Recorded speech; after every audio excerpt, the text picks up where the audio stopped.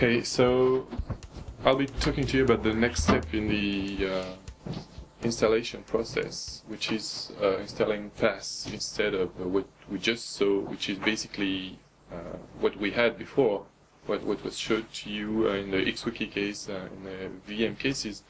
We allocate IaaS resources. We allocate whole VMs. We put software in them, but that's still very coarse-grained. So the next step is that we also want to be able, a number of developers will want to install piecewise software inside an already running environment without caring about how the environment is installed. That's the goal of PaaS for Dev. So a PaaS is designed to install software inside some kind of container. In this case, for CompatibleOne, PaaS for Dev is a Java PaaS. So it's going to be designed to install Java applications inside Java, some kind of Java container. We'll get to that. So the goal is to have users at the top be able to install their software, the things they have been programming, testing, developing, or putting in production inside a PaaS. So for this schema, we assume the PaaS already exists. It's somewhere in the CompatibleOne infrastructure. And the user is going to want to install his software using the PaaS provided API. Is going to provide new users access to his PaaS. Is going to provide new application to the PaaS so that users can start and stop them. And of course, we have supporting services like monitoring, metering, and so on, which are very important, but not for this description. There's a layer, functional layer, that's going to allocate stuff all around for you, or reuse existing allocated VMs or IaaS resources. And then at the bottom, this is going to run on actual software installed either as routers, HTTP routers like Apache software. The software you are going to use is going to be installed in micro-containers. So here we have lots of choices for CompatibleOne and the PaaS for Dev project. We are going to be using servlet containers based on Jonas, which is an open source project. It could be done on other infrastructure, but for now we're using Jonas.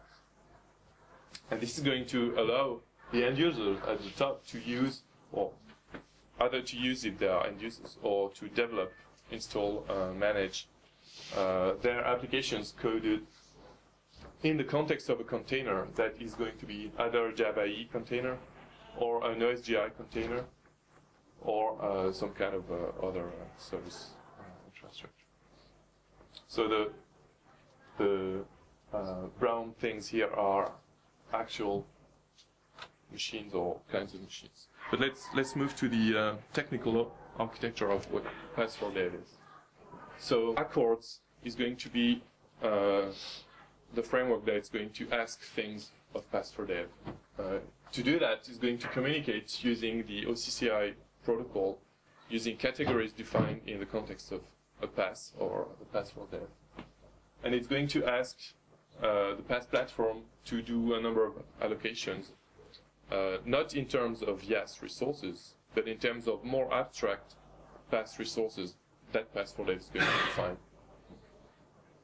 So the proxy at the top is going to translate the OCCI requests into PaaS-specific requests, so that the rest of the stack doesn't have to know about OCCI unnecessarily. So most of these, the blue, the purple things here, are implemented in a project that is called JPaaS. And the top layer here is a conversion layer. Well, the green one is a conversion layer between OCCI and some JPaaS-defined REST API. And the JPaaS REST API is based on a very widely recognized concept of PaaS development, like are seen in existing other PaaS from other vendors. Of course, if you don't want to talk through a CCI, a console is going to be provided to debug them. So the instructions that are received by the PaaS are basically, I have a new Java application that is going to be useful. Here is the binary for it. So the first instruction is going to be providing software. So that's what administrators are going to do. And the second kind of instructions we are going to ask the PaaS is to start a new instance of the application in the PaaS. This is going to be done by the application manager. The application will know that, sorry, the other way. This is internal stuff of the PaaS. So the PaaS knows this about what's been asked of it. It's going to know about applications, about environments, the kinds of PaaS resources it needs, and so on. All this is going to communicate with what we call the process engine, which is designed to ask the YAS layer for new machines, for scale out of existing machines, scale up, scale down, and so on. To make these decisions, the process engine is going to decide what to do based on rules. So these are components we envision, but they are not coded yet. And basically, at the bottom layer, there's the things that actually do allocate things in YAS. Of course, the JPaaS project wanted, well, it existed before CompatibleOne was fully specified. So it had to start working without the YAS deployment mechanism that CompatibleOne provides. So this is the interface for CompatibleOne. So this is going to talk back, as in the schema that Jamie showed you, it's going to talk back to the accords layer to provide new manifests for resources or for services. But here there's an abstract API that knows to talk to other YAS provisioning mechanisms. So there's one that exists today, which is based on Sirocco, which is another open source project, and so on. But this is, strictly speaking, this is not really CompatibleOne mission. But it allows to test before all the pieces are put together.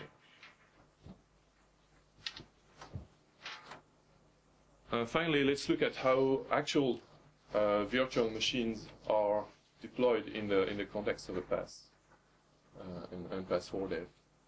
So the big one is really the PaaS engine itself. So this is running, of course, somewhere in a VM.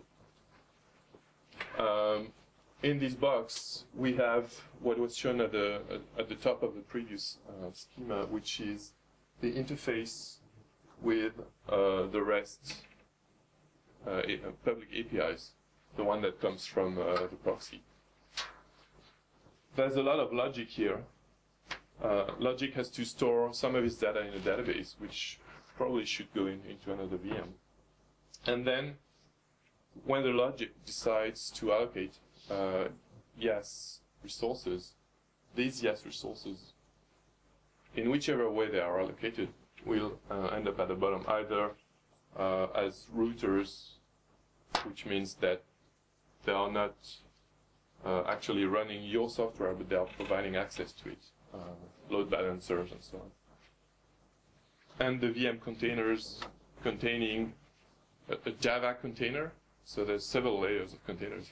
There's the whatever YAS uses to provide Linux virtual machines, be it bare metal containers or hypervisors containers or so on. And inside that, you will have the Java containers that are going to be running. So Jonas, which is an application server based on OSGI, it's going to be able to contain OSGI applications or Java EE applications and so on. All of these VMs have to be talked to by the YAS layer. So that's why the chef client has been represented here. So that COSACs can, when it started, that's what Fabio presented the Forex wiki. When this VM is instantiated, initially it's empty. Then the JPaaS agent, which is basically a COSAC side thing, we'll have to say about that exactly, is going to ask to deploy a new Apache or a new Jonas. And then a second step, which is pure PaaS, is going to say, okay, in the already running container you have now, I want to deploy my application, my Java application. A last point I want to make is that this JPaaS engine is, we haven't talked about how it came to be. So there's two ways we can look at it. Who starts these machines? Well, it can be something that you do by hand. You start it by yourself, and then you provide to the Accords framework, you provide a manifest saying it's there and you can use it. And another way would be to describe all these as software packages that could be installed on a bare virtual machine, so that in this case you would be able to ask Accords to start a new PaaS infrastructure. But it's going to be rare. It's going to be useful for development, for testing and so on. But once you have a full infrastructure running in your company, for instance, and you want to deploy a new application on your PaaS, you are not going to start a new PaaS each time. So you can assume it's already running in most cases.